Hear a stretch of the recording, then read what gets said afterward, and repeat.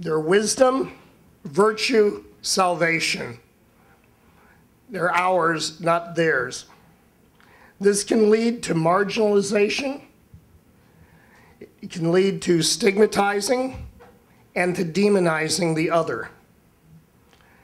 The problem with my green lenses is not only do they make everything out there look green, the one thing I cannot know is the color green. My assumptions blind me not only to you, but to myself. Now, none of us can ever know all of our assumptions. That's why they're called preconceptions. What we can know is that we have assumptions, that we have preconceptions, and we can try to identify them, and by identify them, we come to realize that maybe we have some choices here. Now, how do I come to know and to recognize my assumptions? There's a term that's used, we use it around St. Edward's where I teach, called cognitive dissonance. It's when your experience is not matching up with what's in your head. And a lot of times that happens involuntarily. Life hits us up the side of the head. I'm from Missouri originally, and there's a story about a Missouri farmer who's trying to plow the fields. And he took a 2x4 and he hit his mule up the side of the head. Somebody asked him why he did it, and he said, sometimes you got to get their attention first. That's the way I have my assumptions challenged quite often. However, dialogue means voluntarily challenging our assumptions. This involves intentionality. I will allow the other to be other. I cannot tell others who they are.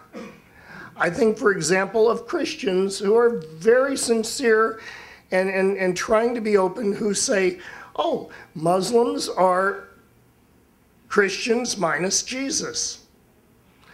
I think of Muslims. I think of a Muslim who told me once that Jews could only pray at the temple, Christians could pray in the churches, but Muslims could pray anywhere. That was an example of telling the other who they were. We have to allow the other to tell us who they are. This means we listen. Most of the time, we don't. We're formulating our response while the other person's talking.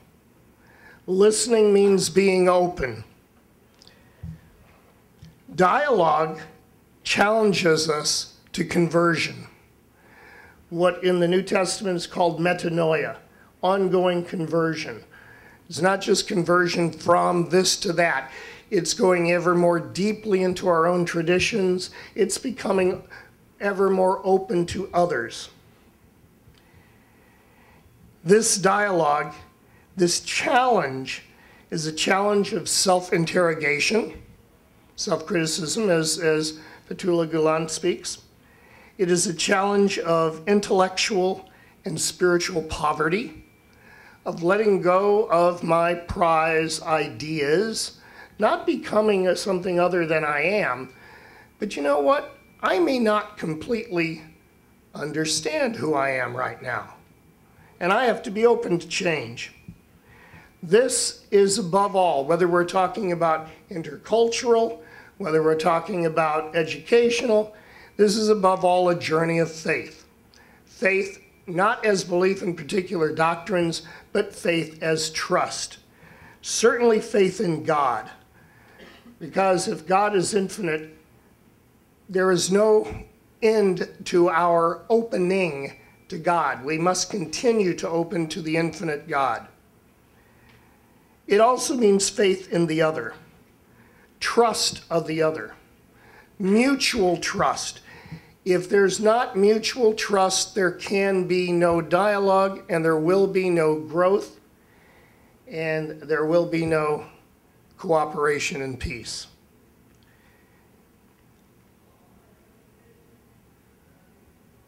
We're no longer hearing the unknown other.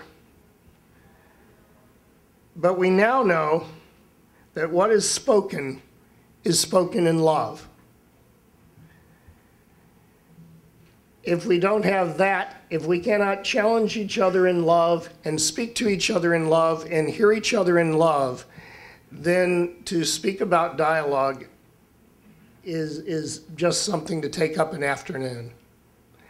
So what I'm hearing in each of the talks is a challenge to let go of a lot of our previous ideas, to be willing to trust that it is God who drives this dialogue. It is not, in my case, it is not St. Francis of Assisi. He is my inspiration. In many of your cases, it is not Fethullah Gulen. He is your inspiration. It is God, ultimately, who drives the dialogue and who we must listen to. Assalamu alaikum.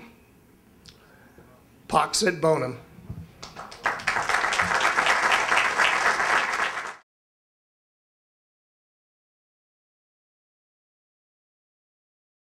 Now we would like to finish this magnificent day by awarding our professors and presenters who have shared their wonderful insights and perspective with us today. Let us thank them all together again.